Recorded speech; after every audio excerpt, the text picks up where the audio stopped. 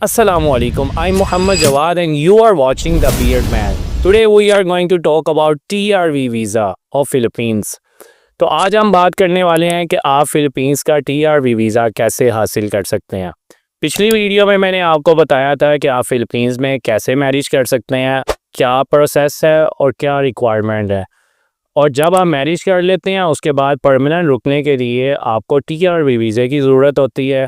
तो वो आपने कैसे हासिल करना है, आज की इस वीडियो में मैं आपको बताने वाला हूँ। सबसे पहले हम बात करते हैं कि हमने अप्लाई कहाँ पे जाके करना है। तो आपने फ़िलीपींस के अंदर ब्यूरो ऑफ इमिग्रेशन का ऑफिस है जो कि डिफरेंट रीजन्स में डिफरेंट प्लेसेस के ऊपर होगा, वहाँ पे जाना है। जब आप TRV वीज़ा अप्लाई करने जा रहे हैं तो आपको किन डॉक्यूमेंट्स की ज़रूरत है, क्या रिक्वायरमेंट्स हैं, तो हम उसके बारे में बात करते हैं। तो ये आपके सामने स्क्रीन पे पूरी एक चेक लिस्ट चलेगी, अभी इसको आपने नोट कर लेना है, स्क्रीनशॉट लेके भी अपने पास रख लें, आपको बहुत ज़्यादा फ़ायदा होने वाला है। तो सबसे पहले CGFF फॉर्म, यानी आप जा रहे हैं TRV वीज़ा अप्लाई करने के लिए, तो वहाँ पे इनका ये जो फॉर्म है इसको आपने फिल करना होगा।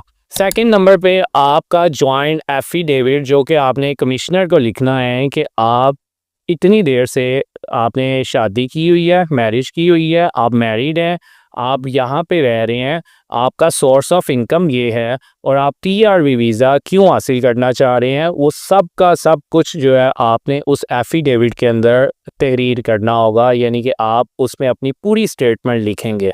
थर्ड नंबर पे आपके पासपोर्ट की पूरी कॉपीज़ होनी चाहिए, फर्स्ट पेज से लेके लास्ट पेज तक, यानी जो आपका बायोडाटा का पेज है वो, और उसके बाद आपके जो आगे सारे पेजेस हैं ये मैं आपको दिखाता हूँ। ये देखें, ये पासपोर्ट है, ठीक है, इसका ये फर्स्ट पेज है बायोडाटा का, उसके बाद ये इसका लास्ट पेज है। इसके मिड में जितने पेजेस हैं इन सब की आपने कॉपीज़ करवानी है और ये कॉपीज़ करवा के पिन करवा के ये थर्ड नंबर पे हमारी रिक्वायरमेंट है, ये आपने अपनी फ़ाइल में अटैच करना है। तो ये बहुत ही इंपॉर्टेंट बात है कि आपके पासपोर्ट के ऊपर आपकी वाइफ का नाम मेंशन होना चाहिए, यानी जब आप फिलीपींस गए, आपने शादी कर ली, शादी करने के बाद मैरिज के बाद आपने एम्बेसी जाना है और एम्बेसी जाके अपने पासपोर्ट को रीन्यू करवाना है, और उसमें आपकी जो वहाँ पे वाइफ है जिससे आपने शादी की है फिलिपीना से, उसका नाम वहाँ पे मेंशन होना चाहिए।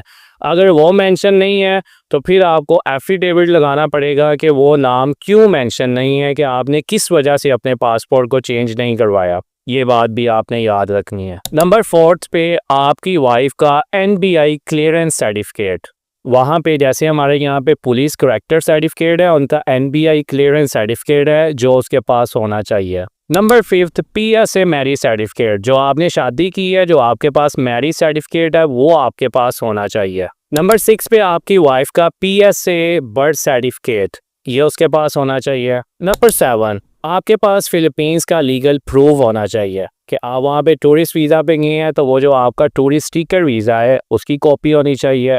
अगर आपने एक्सटेंशन ली है तो एक्सटेंशन की कॉपी होनी चाहिए। जो स्टैम्प्स लगी हैं उस स्टैम्प्स की अलहदा से कॉपीज़ होनी चाहिए। ये आपने प्रूफ उन्हें देना है।